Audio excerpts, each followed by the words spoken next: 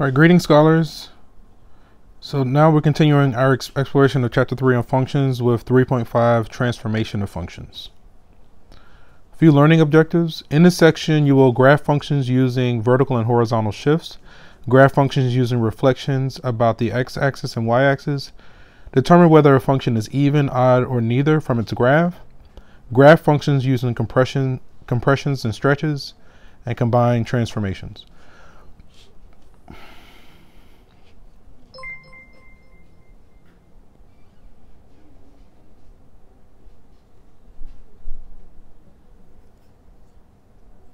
Sorry about that. I guess I need to put this in do not disturb mode. Give me just a moment. Focus. Let's do one of these works. All right, that's fine. I guess I need to make a recording focus. Anyway, okay.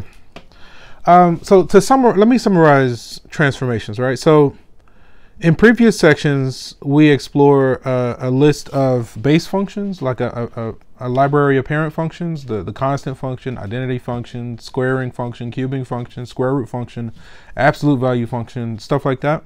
So now what we're going to be doing with this section, we're going to be, extending that concept of graphing and building a case for graphs by starting to distort and manipulate those base functions, right? I'm under the impression I think there's a total of 10 transformations that we kind of work with, all right? So vertical shift counts for 2 of them. We can either shift a function, like it's called a rigid transformation because it doesn't distort the shape.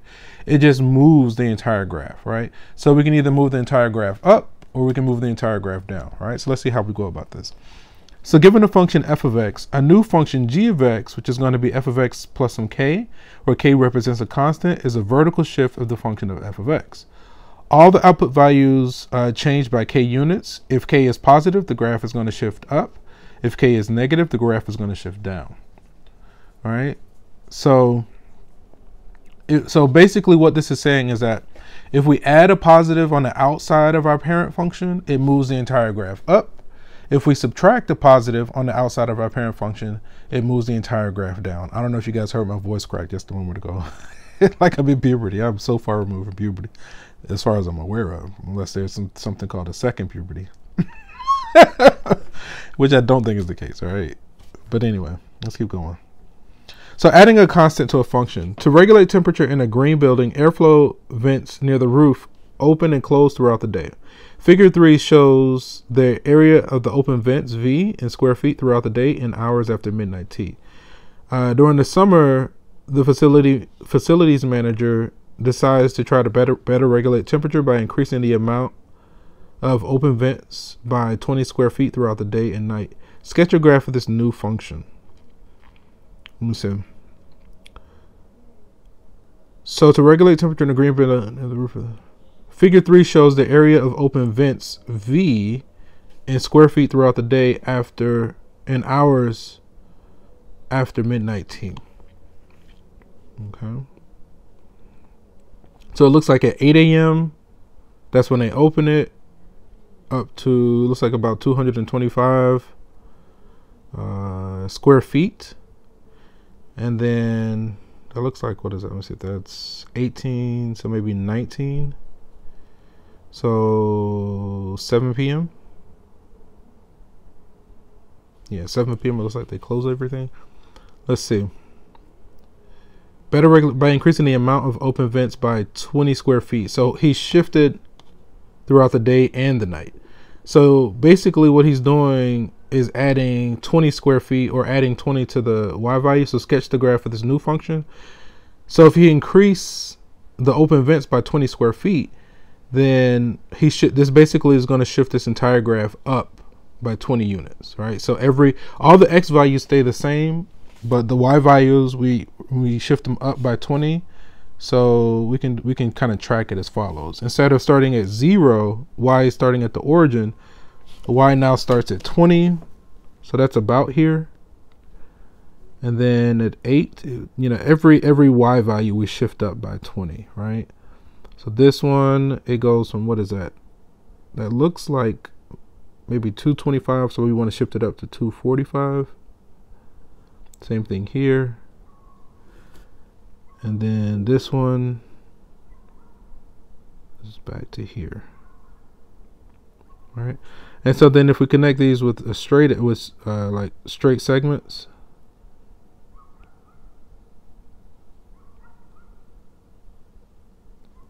something like this. All right. So the entire graph is shifted up 20 units.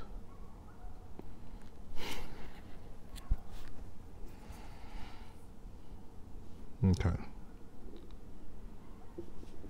All right, and you can see a digital representation here. So with that adjustment, that new one, the X values all stay the same, and we added 20 to all the Y values, and it shows up like this. So we can sketch a graph for this new function by adding 20 to each of the output values. This will have an effect of shifting the entire graph vertically up, as shown in figure 4. This notation tells us that for any value t, s of t can be found by evaluating the function v at the same input value and then adding 20 to the result, right? So we have our original chart, and then for the new graph, the x, again, the x values stay the same, and the y values, we added 20 to all of those. Okay, so that's good. Let's keep going. So function f of x is given in table 2. Create a table for the function g of x, where we basically, this is saying take each y value and subtract 3 from them, right? So I'm just gonna append this, right? Or I'm just gonna add on to the given table. The x values stay the same, and so now my g values, I guess I'll do it in purple. So then g of x, we're subtracting 3 from all the y values. So again, I'm using those same x values, but now we subtract 3 from all the y values. So the first one's going to be -2, 0, 4, and then I think that's an 8. So that's going to shift the entire graph down by 3. -2, 0, 4, 8. Yeah, right. Okay. So we've explored 2 of the 10 transformations with vertical shifts. How to shift the function up vertically by adding a positive on the outside of our base function, and how to shift the function down vertically by subtracting a positive outside of our base function. So in general, manipulations outside of our base function cause a vertical change, and they follow our intuition, right? So then if changes outside our base function typically cause a vertical change and follow our intuition, then that implies that manipulations inside our base function cause a horizontal change and are generally the reverse of our intuition. Let's see if we can confirm or deny that sentiment. So given a function f, a new function g of x, which is going to be f of the quantity x minus h, where h is a constant. This is a horizontal shift of the function f. If h is positive, let me think about it. Yeah. If h is positive, the graph will shift to the right. If h is negative, and see, I pause because it does kind of behave the reverse of our intuition, right? Like if we say x minus 2, intuitively we might be like, oh, well, -2 is to the left. But whenever we're doing manipulations inside our base function, it's generally the reverse of our intuition. So when you're working inside, you kind of have to think like, oh, well, what value of x is going to make that 0? Like if we had x minus 2, well, +2 makes that 0. So we actually shift the graph to the right by 2 in the positive direction. All right. So again, let me kind of do a quick recap. Outside manipulations generally cause a vertical change and they follow our intuition, where inside manipulations generally cause a horizontal change and are the reverse of our intuition. All right, let's see if we can see this in action. So returning to our building airflow example from figure 3 as shown, suppose that in autumn the facilities manager decides that the original venting plan starts too late and wants to begin the entire ventilation 2 hours earlier. Sketch a graph of this new function. So now all our y values stay the same, But if he wants to shift it 2 hours earlier, what is he doing? He's moving the graph to the left, so he needs to add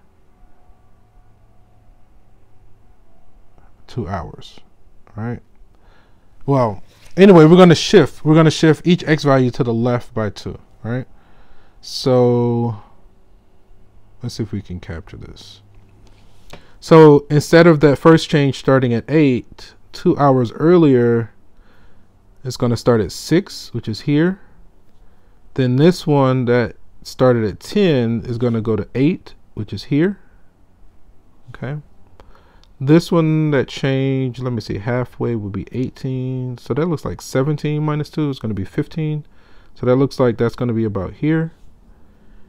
That looks like 19 minus 2 is going to put us at 17, which is about here. And then I think everything else stays the same. So I think this stays the same and this stays the same, essentially. So then if we connect these with straight edges,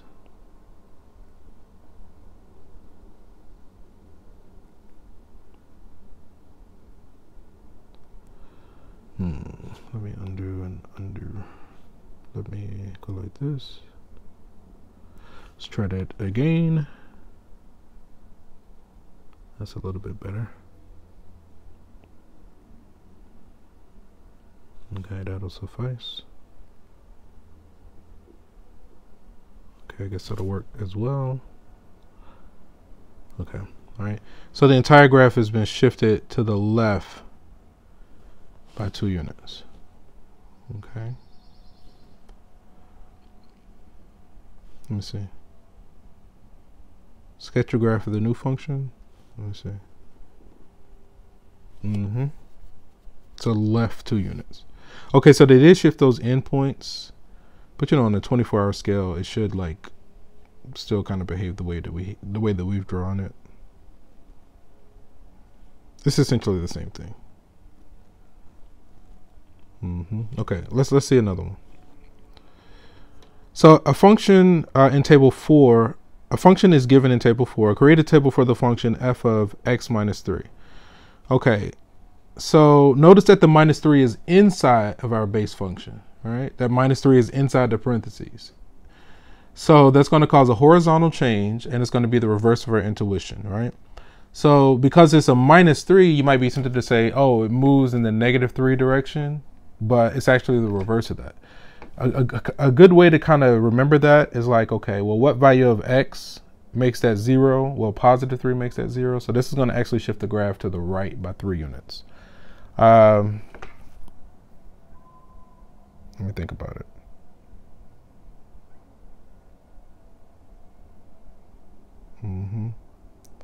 So then for our g, the y value should stay the same, but our x values, I think we want to add 3 to all the x values.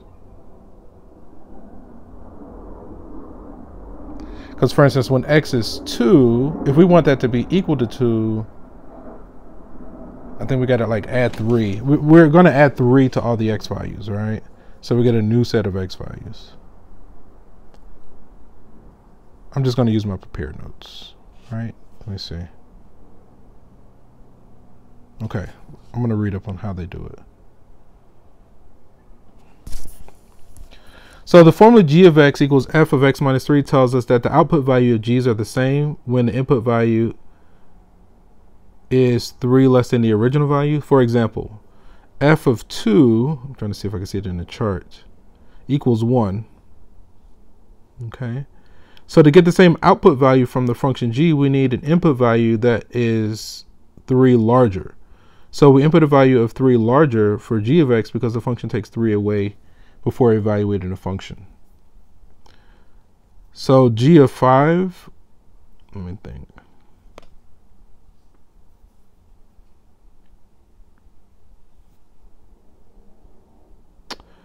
So like when we had x and f of x, right? And I think these centers are the original table, 2, 4, 6, 8, 1, 3, 7, 11, 2, 4, 6, 8, 1, 3, 7, 11. So then our new x, notice they added 3. It's the reverse. It's kind of trippy. I'm trying to think of a better way to articulate it. But they added 3 to every x, all right, to generate our new x. And we want the y, in order for the y values to stay the same. All right.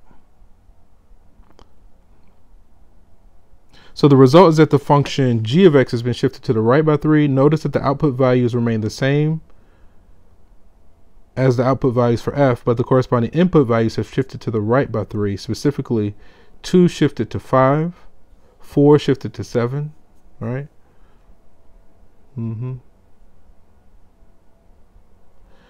So by adding 3 to all the x values, right, now we have this 5, 7, 9, 11. Now, when we plug, like for instance, when we plug in x equals 5, 5 minus 3 is 2, and now we're back to our original graph, right? So in order for our y values to stay the same, we add 3 to all the x values. It's kind of, I don't like the table representation. I get what they're doing. I'm looking for an example that I'm familiar with so that I can like articulate it a little bit better.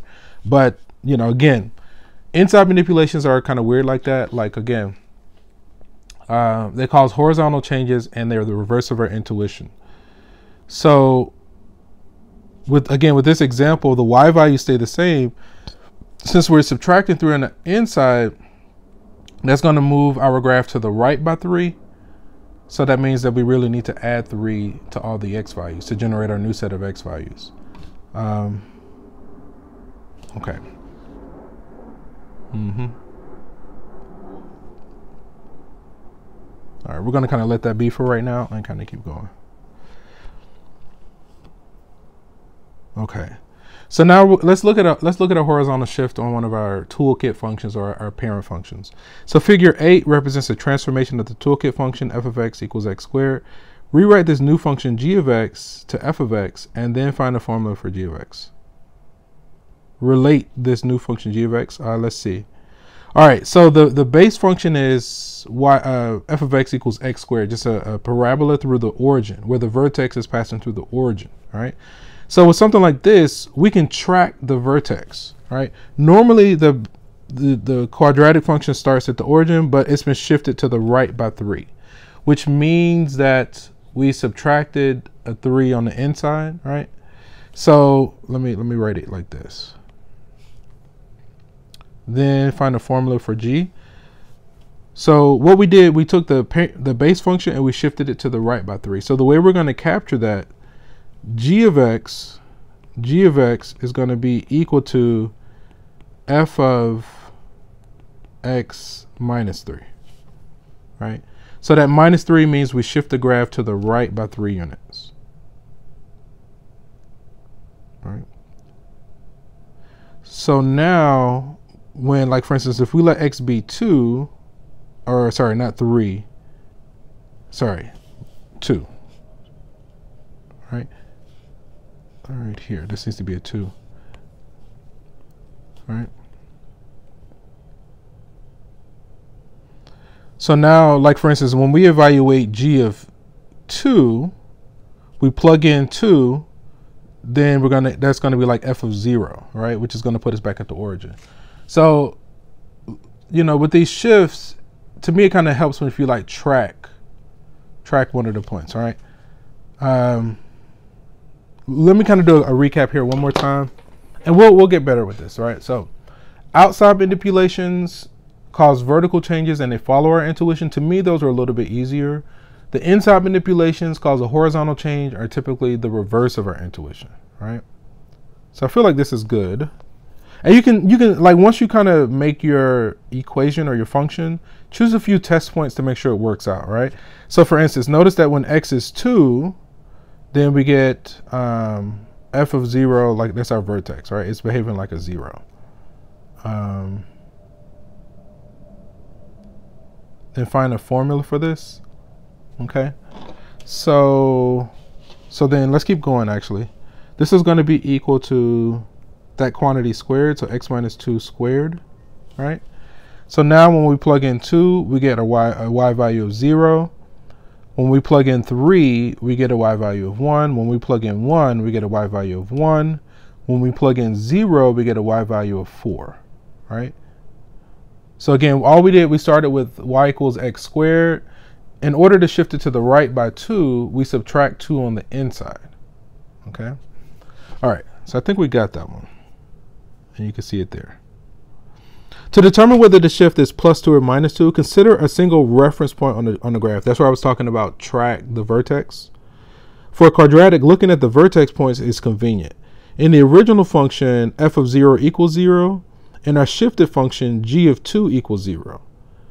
To obtain the output value of 0 from the function f, we needed to decide whether a plus or a minus sign will work to satisfy our function. For this to work, we will need to subtract 2 units from our input values. Did we get it backwards? No, we got it, right? Yeah.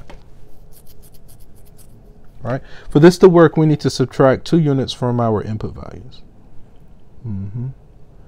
So again, like having a point that you track, going from your parent function to your new function, and that'll help you to decide should it be a plus or minus.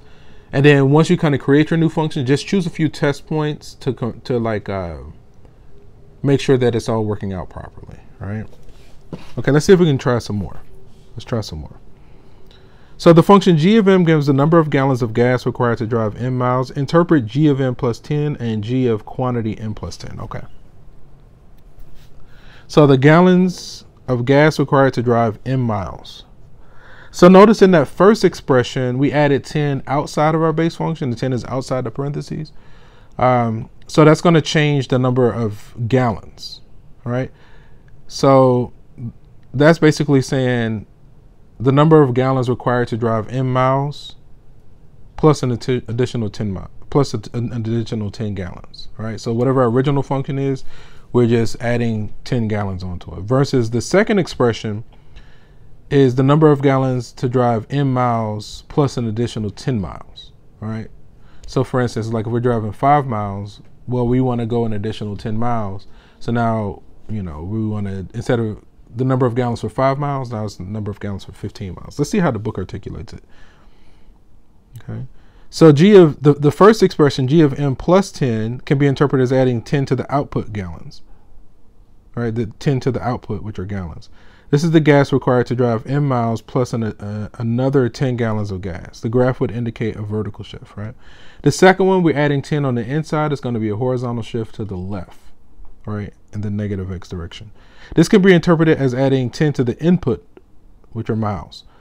So this is the number of gallons that is required to drive 10 miles more than m miles. The graph will indicate a horizontal shift. Okay. All right, I'm just going to kind of let that be for now. So given this function, we're asked to sketch the graph of h, where h essentially did 2 manipulations. One caused a horizontal change, one caused a vertical change. So now, when we're doing multiple transformations in one go, I'm under the impression that we essentially work our way from the inside to the out, all right? So if we consider the innermost transformation, which is this +1 on the inside of our function, that's going to cause a horizontal change, and it's going to move our graph to the left by 1 unit, all right? So we have 2 transformations at play here. What this is saying to me, our function h of x is going to be our parent function f shifted 1 unit left and 3 units down. So if f is the absolute value function, we can track the vertex. So normally the vertex starts at the origin. This says the origin, the vertex is going to go, or our entire graph goes left 1 and then down 3. All right. Notice that the +1 is inside. Intuitively, you might think +1 is to the right, but it's actually to the left. So it goes left 1 and down 3. All right. I'm not going to do a rough sketch. If we track the vertex, we go left 1 and down 3. Now the vertex is in quadrant 3. Okay. So here we can see in blue the parent function where the vertex is at the origin. Then we go left 1 and down 3. Now the vertex is in quadrant 3, right? This little region over here. And, you know, we have our desired result. Okay. Okay, let's keep going. That's fine. So write a formula for the graph of the figure shown. Okay, so for instance, with this one, this looks like a square root function. So the parent function, I'm looking through this color. The parent function might be like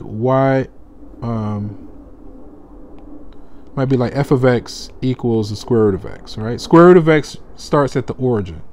So this one has been shifted to the right by 1 and up by 2, right? So horizontal manipulations are inside. So to go right by 1, since that's a plus 1, we need to subtract 1 on the inside. We got to do the reverse of our intuition, right? So we're going to have f of x minus 1. That's going to move f of x to the right by 1. And then to move f of x up by 2, we say plus 2 on the outside. So our new function g of x is going to be f of quantity x minus 1 and then plus 2 on the outside, right? So then if we keep going, the x minus 1 goes into the square root. So this is we can capture this as the square root of x minus 1, and then this plus 2 needs to be outside the square root. And this should be our g of x here. Okay. All right, I think they have the same thing. Note that this transformation has changed the domain and range for the function. The new graph has a domain of 1 to infinity and a range of 2 to infinity. Okay. Reflections about the axis. Okay, so far we've discussed 4 transformations altogether. Vertical shifts up and down were 2. Horizontal shifts side to side were 2. So then now we have 2 more. So that brings us to a total of 6 overall 6 of the 10 transformations, and they show up in the form of reflecting over either the y-axis or vertically over the x-axis. Notice I said if it's a vertical change, that means there should be some kind of outside manipulation. If it's a horizontal flip, there should be some sort of inside manipulation. So if we flip vertically over the x-axis, it's like the y values are going from positive y to negative y. So that would multiply the outside of our base function by a negative. If we do a horizontal flip where the x values are going from like positive x to negative x or vice versa, that's like multiplying the inside by a negative. Okay, so that captures 2 more of our transformations. 2. So now we're at a total of 6 of the total of 10 transformations. Okay, I'm going to kind of let this be. Let me see something. Yeah, we're going to let this be for now. All right, so here we're asked to reflect the graph of this vertically and then horizontally. So if we want to reflect it vertically, so that's like the y values are going from positive y to negative y, then we need to multiply the outside of our base function by a negative, right? So for part A,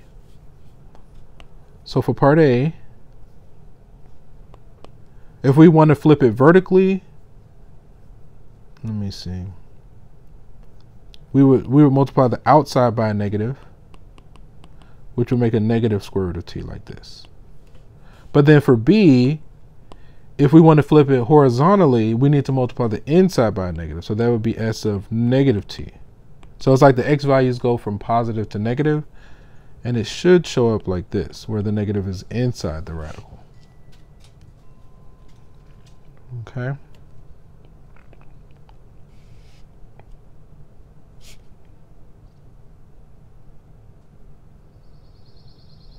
Okay.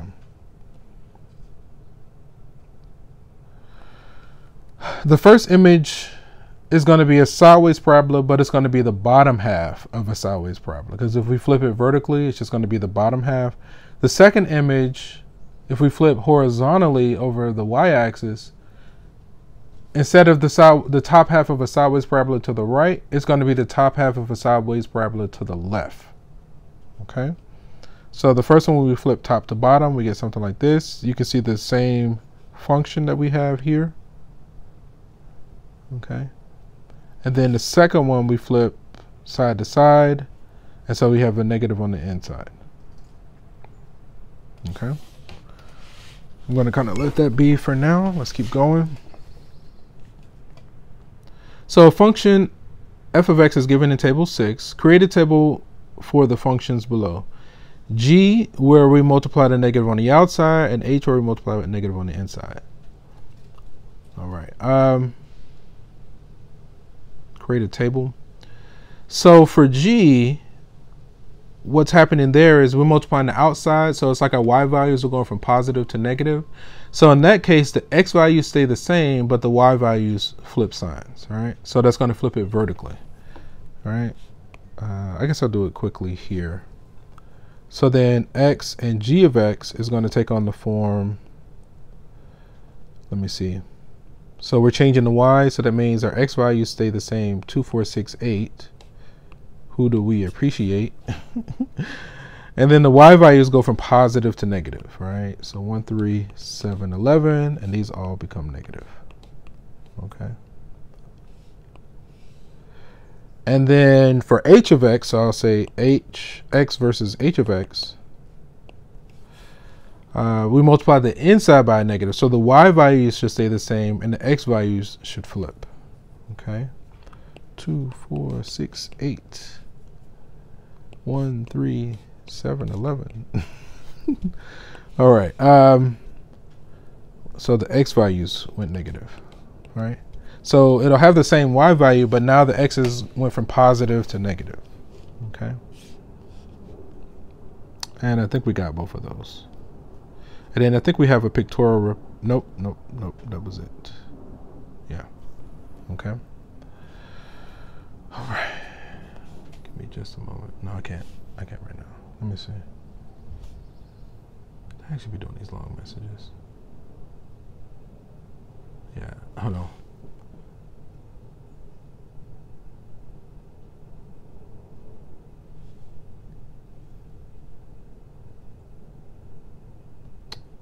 No.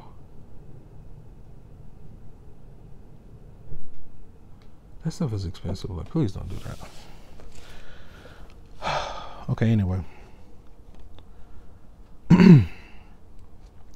So a common model for learning has an equation similar to this, okay, where K is the percentage of mastery that can be achieved after T practice session. This is a transformation of the function, the exponential function, okay? So let's look at our transformations here.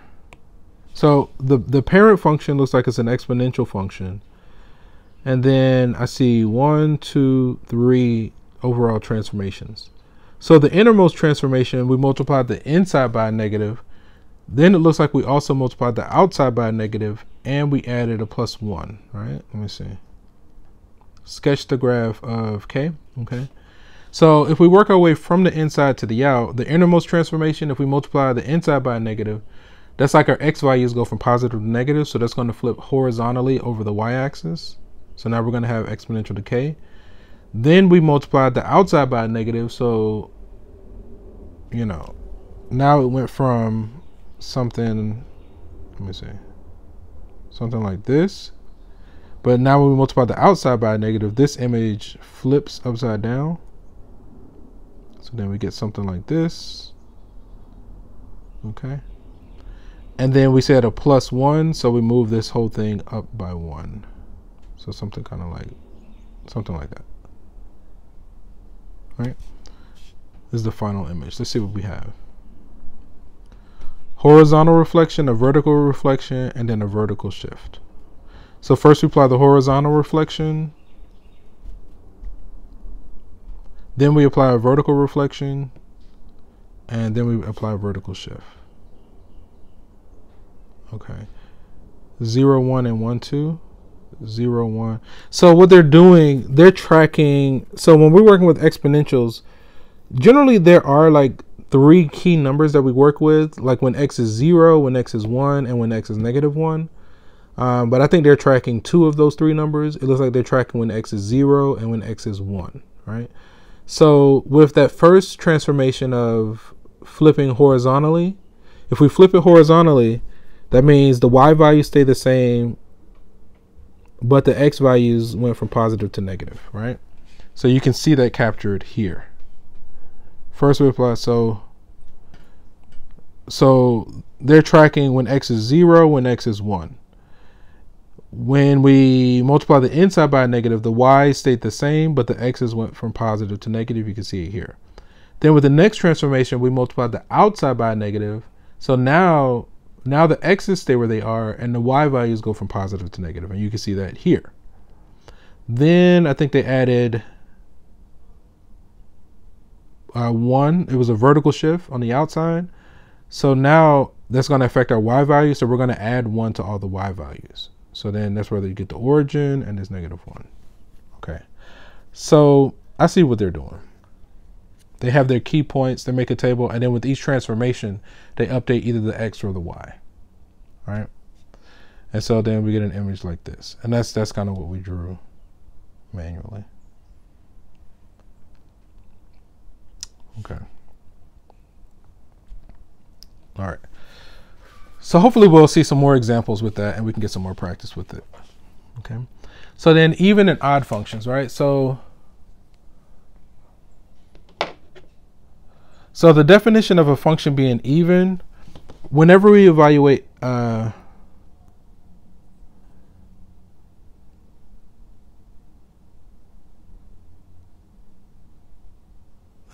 not used to seeing it that way. Okay. Let me think. Okay. Well, okay. So what I'm tempted to say is like the way I'm used to seeing it, and it is the same thing. So the definition of a function being even, whenever we evaluate f of -x, we get back to the original, right? Then that's the definition of a function being even. That's the same as like y-axis symmetry. If we evaluate f of -x and we get negative times the original, then that's the definition of a function being odd. All right. And odd is the same as origin symmetry. Right? It's origin symmetry. That's what odd is. Okay. So I probably will just do it in the way I do it in purple. So that way you can have two different versions. The book, I mean, and it's the same definition because, you know, with the even definition, if you just flip it, then you get the exact same thing. And then with the odd definition, if you move the negative from the right to the left, then you get theirs. So it's two different ways of saying the same thing. Okay. So then here we're asked to determine if this function is even, odd, or neither. Okay. So is this function even, odd, or neither? So the way, again, I do it, if my f of x is x cubed plus 2x, then what I'm going to do, I'm going to replace each x. I'm going to replace each x with negative x. Then I'm going to simplify it. If I can get back to the original, then the function is even. If I get a negative times the original, then the function is odd. Okay. A negative to an odd power is going to be negative. This is also negative. So now it looks like we can factor out a negative.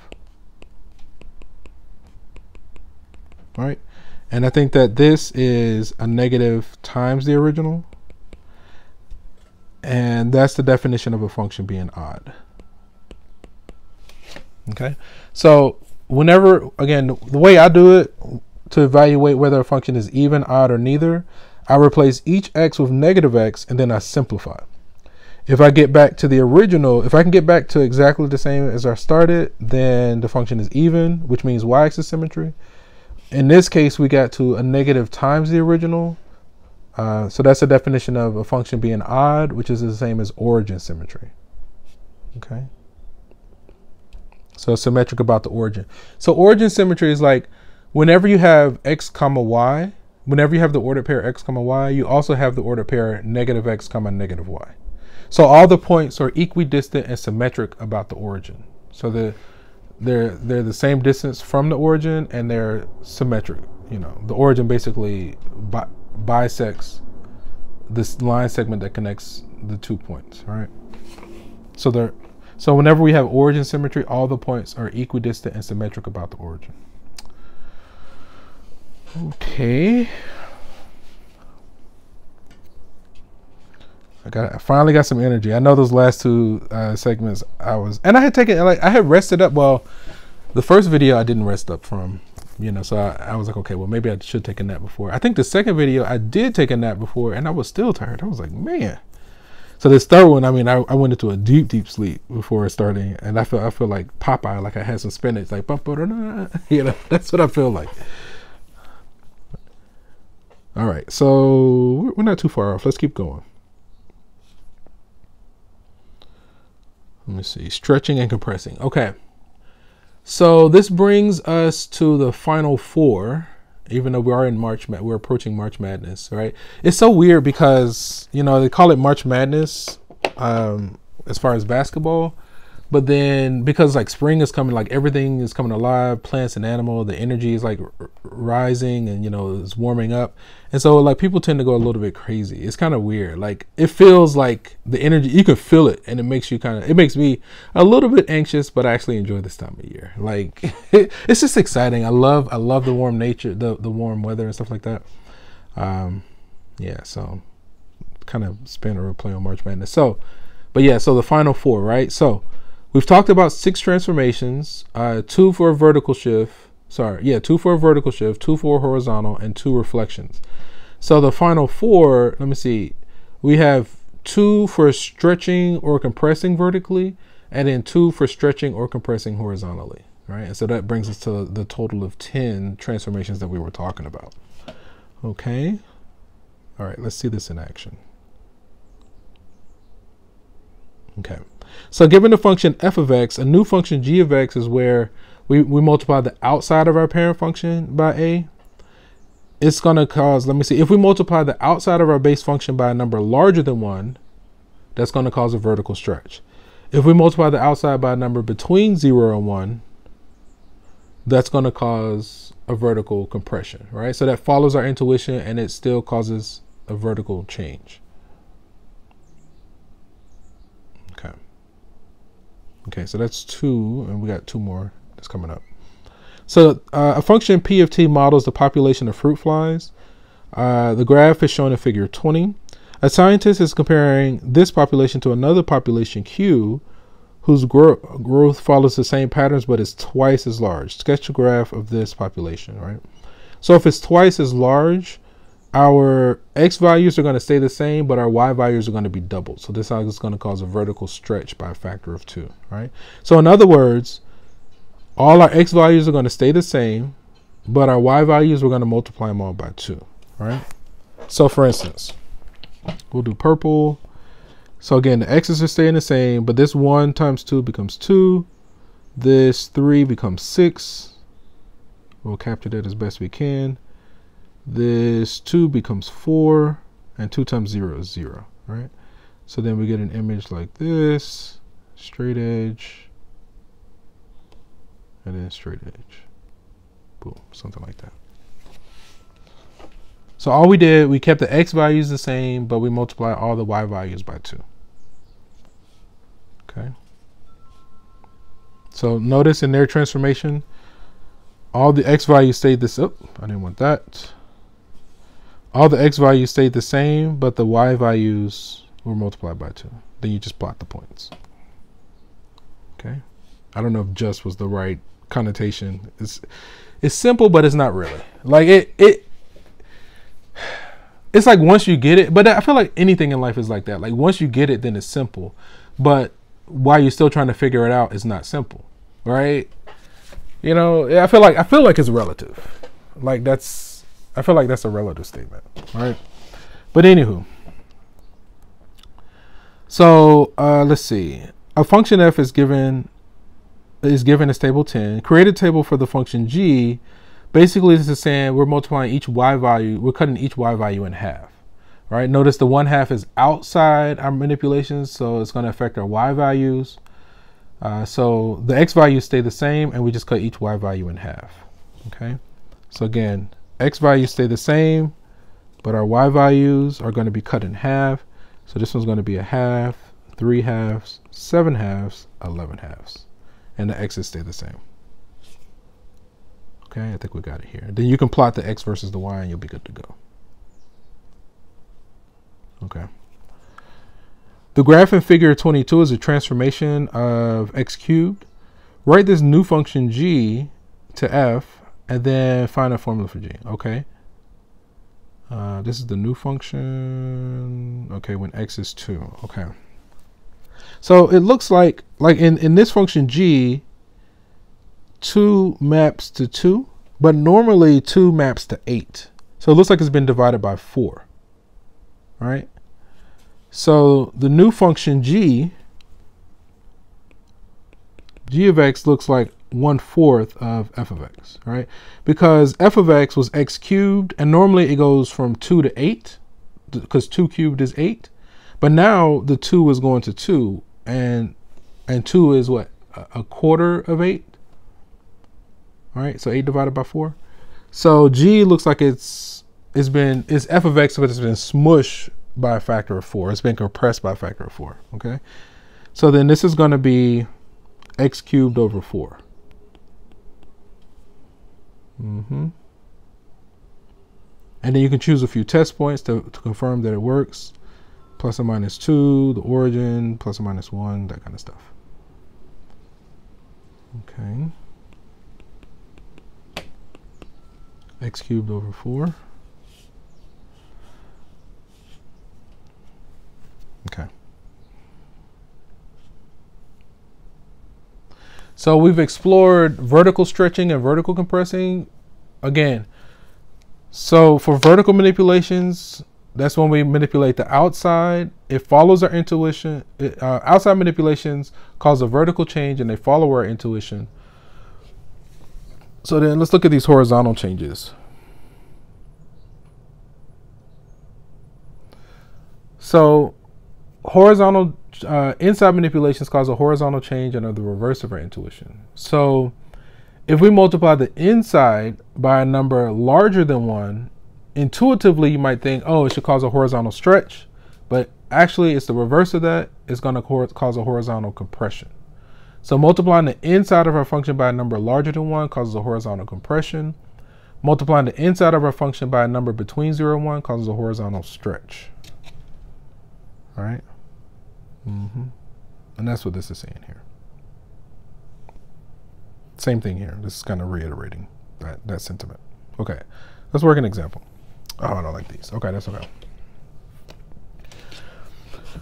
Suppose a scientist is comparing a population of fruit flies to a population that progresses through its lifespan twice as fast as the original population. In other words, this new population R will progress in 1 hour the same amount of time as the original population does in 2 hours. And in 2 hours, it'll progress as much as the original population does in 4 hours. Sketch the graph of this population.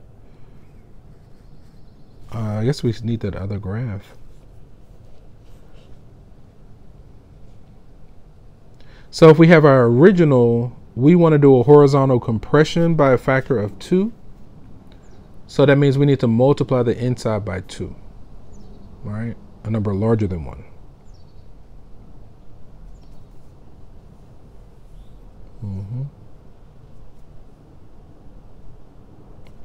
Where's our function?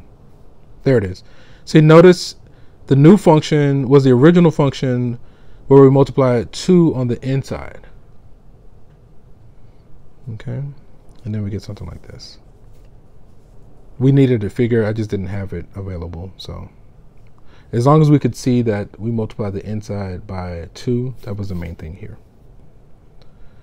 Okay, so function f is given as table 13. Create a table for the function where we multiply the inside by 1/2. So in this case, what this is saying is that our y values are going to stay the same, but we're going to cut our x values in half, right?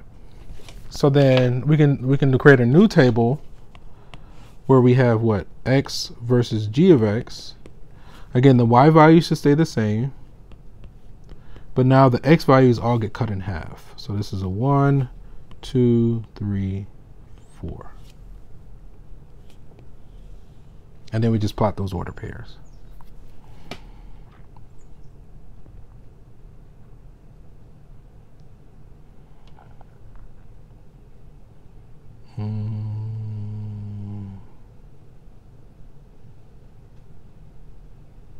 They did different x values though. 3, 7, 11. Should we have multiplied? They multiplied them by 2. Did I get it backwards? think I did get it backwards. Damn it. That always happens with the inside. Okay, let me think about it again. So similar to like where we did, so these are wrong. I didn't think about it. I just kind of did it. Okay. So similar to before where we had like x minus 2, and you had to ask yourself, okay, well, what value of x makes that 0? So then positive 2 makes it 0. In this case, we have to ask ourselves, well, what value of x makes this 1? All right. So then we multiply them by 2. That should cause a horizontal stretch. I didn't even think about doing that, right? Because we multiply by a number between 0 and 1, so that should cause a horizontal stretch. It should get bigger horizontally, right? So then we do that by doubling all the x values. I just totally got it. I just didn't even think about it, right? So then if we multiply each of them by 2, that's where we get 4, 8, 12, and 16. Okay. Yeah, I just wasn't thinking. Okay. Yeah, again, it's supposed to cause a horizontal stretch by a factor of 2. It gets doubled. Okay, let's try another one. This is fine. So relate the function g to f. Okay.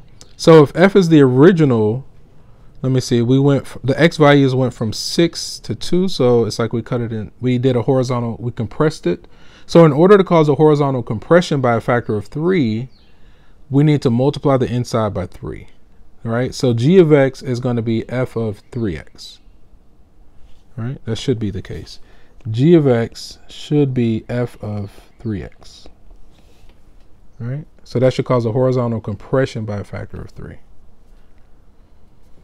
Let me see right here.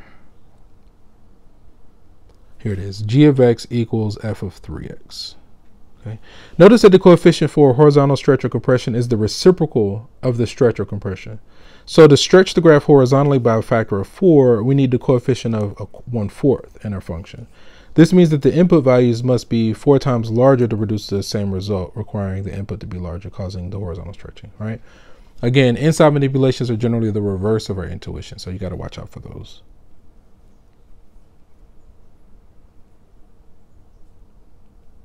Okay, let me see something. First, horizontally shift by h over b, then horizontally stretch. Let me see. Factor out of b. H over b. Shift and stretch. See, this one I would go to the right, then horizontally shift. This one, horizontally shift, then horizontally stretch. I always kind of mix these up too. I used to rewrite these into this form and then try it. Let me see something. When combining horizontal transformations written in this form, first horizontally shift, so move side to side first, h over b, and then horizontally stretch by a factor of 1 over b. And then when it's in this form, first horizontally stretch by 1 over b, and then horizontally shift by h. So from here, if we factored out b, we would have b parentheses x minus h over b.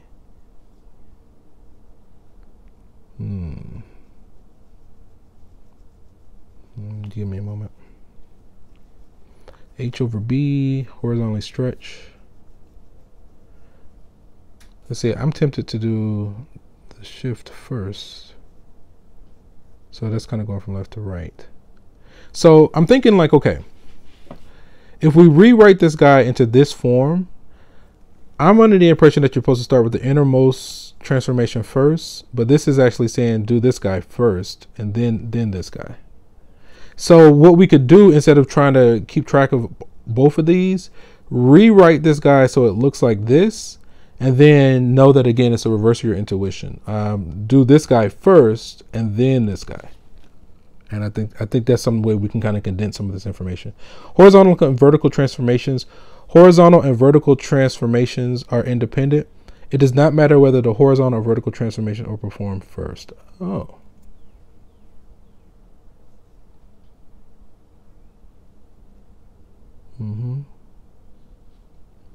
When combining horizontal transformations, okay, so when we have multiple horizontal transformations, first horizontally shift, then horizontally stretch. When combining horizontal written in this form, first horizontally stretch and then horizontally shift. Give me just a moment. Okay. I think what I'm going to try. So I think I'm just going to get it always to this form, right? I think if we get it to this form, then this is saying first do your horizontal stretch of this factor and then do your horizontal shift of this factor. We can rewrite this guy into this second form, right? So then we can kind of ignore one, pick one that we resonate with, and then just focus on that. I think you can make it. We're almost there. Okay, so again, horizontal and vertical transformations are independent, but when we have multiple horizontals, I'm going to condense it down to that last line, and we have to do the stretching first and then the shifting. Okay. Let's give it a go. Given this, create a table for this guy. Okay, so we got lucky because we don't have multiple horizontal transformations. If I were to list out the transformations at play here, we multiply the inside by 3, so that's one horizontal. But then we said the outside multiplied by 2, so that's a vertical shift. A vertical stretch or compression, and then we added one, right? Okay. So what I'm going to do, and again, we just saw where when we're going horizontal and vertical transformations are independent, so you don't have to worry about those. I think the only one that's a little bit trippy is when we're doing multiple horizontal transformations, right? That one can get a little bit trippy, but the rest of them kind of flow. Okay, let's see. So given table 15 for the function f of x, create a table of values for this one, right? Okay, so what we're going to do is just keep updating each component step by step, day by day. I need to write a High School Musical or university musical or something, because that would have been a perfect opportunity to bust into song and dance, right? All right, we're going to break down each component step by step.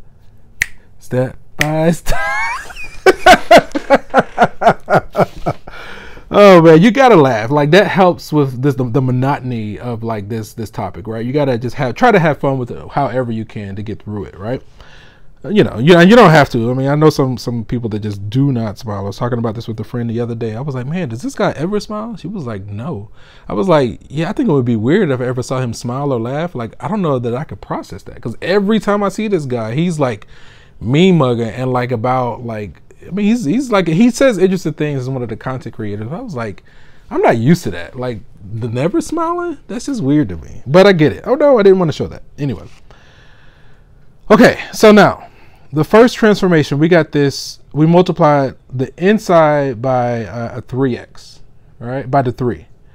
So we multiply the inside by a number larger than 1. That's going to cause a horizontal compression by a factor of 3. So it's going to shrink horizontally, right? So our y values are going to stay the same, but our x values are going to be divided by 3, right? So we need to shrink it horizontally. Okay, so let's capture that first one. So we already have f of x.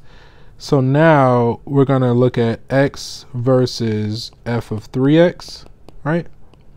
So we said the y values should stay the same, but the x values all get divided by 3, right? So then now, what is that? A 2, 4, 6, 8. Who do we appreciate, right? 10, 14, 15, 17. 10, 14, 15. Here, let me, before I do this, sorry. This is fine. I meant to show something else. Okay. So again,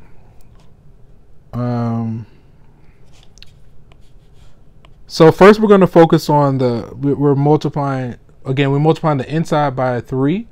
So that's a number larger than 1. So that's going to cause a horizontal compression by a factor of 3.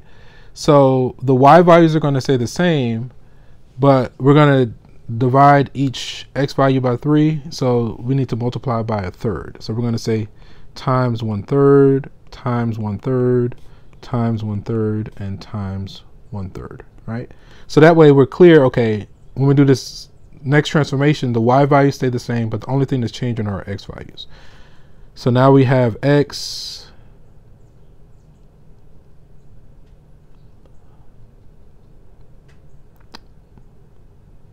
versus, let me think, maybe I should write it as, let me write it as 3x versus f of 3x. Okay. So 6 divided by 3 is 2. 12 divided by 3, 2, 4, 6, 8. Right? And the y value stayed the same. Okay. So then when x is 2, we get 6, and the output is 10. Right? So on and so on and so on. Okay. So that was capturing the first transformation. Next, I want to capture the 2. So that means now the remaining transformations are on the outside of our base function. So outside manipulations are going to affect our y value, right? So then multiplying the outside by a number large, and it follows our intuition, so these are a lot easier. So multiplying the outside by a number larger than 1 is going to cause a vertical stretch by a factor of 2. So now our x values stay the same, but our y values get multiplied by 2, right? And so we're going to capture that. I guess I'll do this in purple. So we're going to multiply each y value times 2, times 2, times 2, times 2, and times 2. Okay. So then we still have our 3x, and now we have our 2. Oh, and that's supposed to be a f of 3x.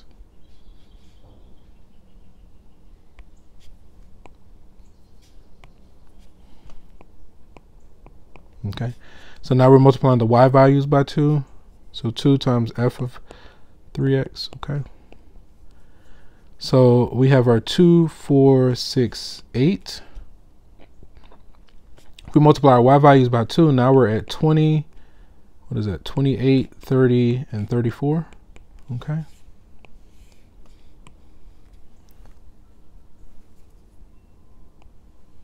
Let me get rid of this guy.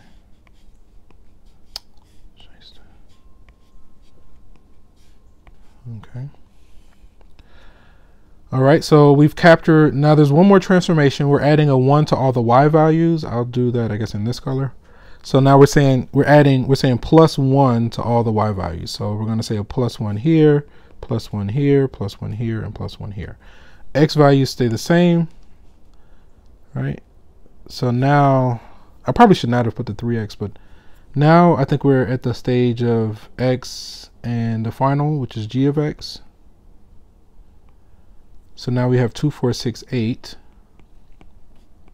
And if we add 1 to all the y values, that's a 21, 29, 31, and 35.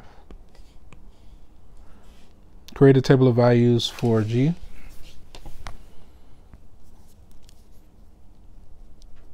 Okay, so we got this result here. Okay, let's see, how do we do? We got 2, 4, 6, 8, 21, 29, 31, 35. 21, yeah, we got it.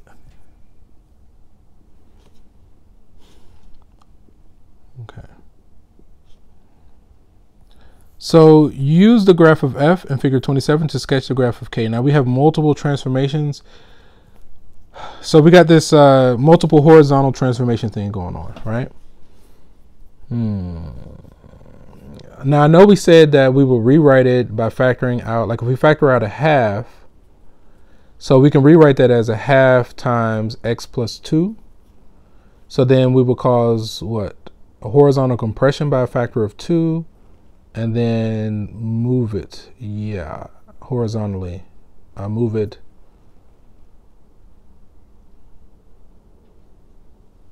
to the left 2 units. I think I'm going to do that. I think that's how I used to track these. Use this graph to sketch this graph for the new one. Okay, so let me rewrite it. I think that hopefully that'll work. We're going to give it a go. All right. So we got this k of x, f of, now if we factor out a half, we can rewrite this as what, x plus 2, because if we distribute back, we get back to the original, right? I think it checks out. And then this minus 3 is on the inside, right? So I think what this is saying is the first transformation, let's list out our transformations. So the first transformation we're going to do is that 1/2. So multiplying the inside by a half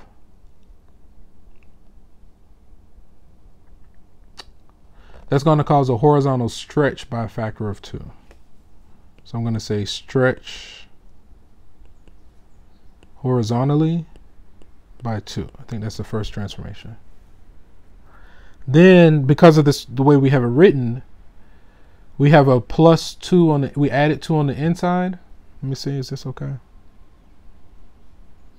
Hopefully it works. It should work. If it doesn't, we'll adjust. This says shift it horizontally to the left 2 units. Okay, hopefully this works.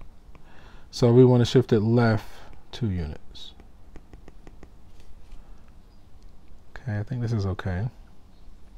So it's just that multiple horizontal transformations is kind of throwing me for a loop a little bit. But I think we got it. I think this is what I've done in the past that works. So we're gonna see in just a moment. So now that we're past the multiple horizontal transformations, there's only one more, which is the -3. That -3 says to move the entire graph down by 3 units. Okay. So what we can do, we can track some points, right? We have this point 0, 2 up here, and we have the 2 on the left, right? So I'll do the new one purple, I guess. So stretch horizontally by a factor of 2. Okay. So that means we should have like this point. Okay. Then we said to go left 2 units. So then those points move to the left by 2.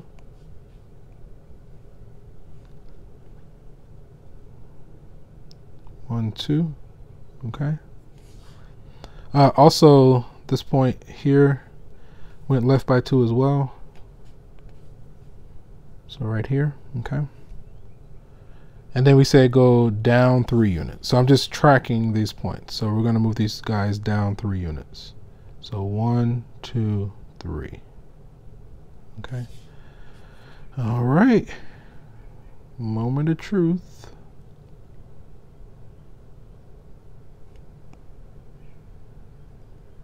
Now, let's do